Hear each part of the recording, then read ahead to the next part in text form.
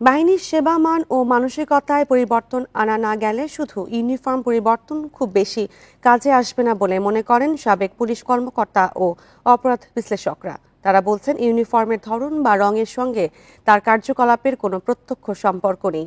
Police সংস্কার কমিশনের সুপারিশ বাস্তবায়নে বেশি মনোযোগী হওয়ার তাগিদ তাদের। বৈষম্য বিরোধী ছাত্র আন্দোলনের সময় আইন শৃঙ্খলা বাহিনীর ভূমিকায় ক্ষুব্ধ ছিল গোটা দেশের মানুষ।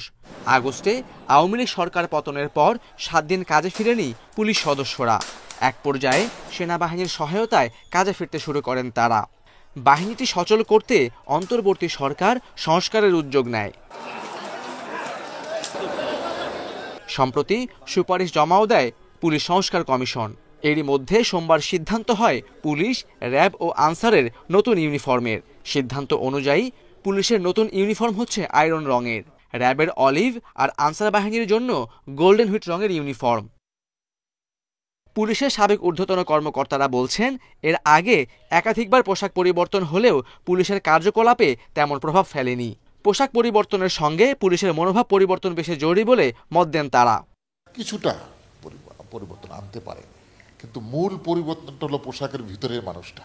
পুলিশে আসার পর তার ট্রেনিংটা হবে শুধুমাত্র যে অস্ত্রগুলির ট্রেনিং না, ট্রেনিং দিতে হবে মানুষকে কিভাবে আমি সার্ভিসটা দিতে পারবো। একটা মানুষ পুলিশের কাছে, ডাক্তারের কাছে যায় চরম বিপদে পড়ে। অপরাধ বিশেষজ্ঞরা বলছেন, পুলিশকে জনমুখী হতে হবে, পরিবর্তন আনতে হবে নিজেদের মন মানসিকতায়। একই সাথে দূরত্ব কমাতে হবে সিনিয়র কর্মকর্তাদের সাথে মাঠ পর্যায়ের সদস্যদের মধ্যে। হলো যে গণঅভ্যুত্থান বলি কিংবা এর আগে পুলিশের বিরুদ্ধে যে অভিযোগগুলো ছিল, সেই অভিযোগগুলোর পরিবর্তনটা সবার আগে প্রয়োজন। অর্থাৎ পুলিশ কর্মকাণ্ডের ক্ষেত্রে অথবা আইনশৃঙ্খলা পরিস্থিতি স্বাভাবিক করার প্রশ্নে যেভাবে সে সেবা দিচ্ছে, সেই সেবার প্রশ্নে যে ধরনের অপেশাদারিত্বমূলক যে বৈশিষ্ট্যগুলো আছে, এই মানসিকতার পরিবর্তনটা সবার আগে প্রয়োজন।